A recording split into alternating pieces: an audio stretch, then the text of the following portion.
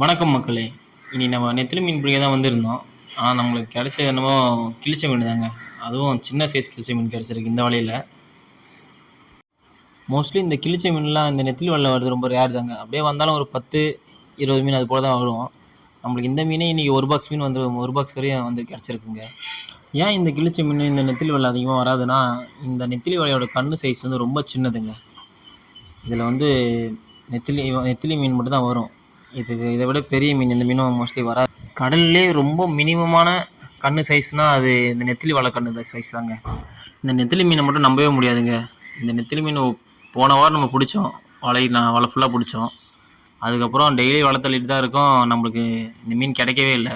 ஒரு வாரமாக நம்ம தள்ளுறோம். இது போல் தான் கொஞ்சம் கொஞ்சம் மீன் தான் கிடச்சிட்ருக்கு. இந்த மீன் என்றைக்குன்னா ஒரு நாள் தான் கிடைக்கும். அப்படி கிடைச்சதுன்னா வலை ஃபுல்லாக கிடச்சிருங்க.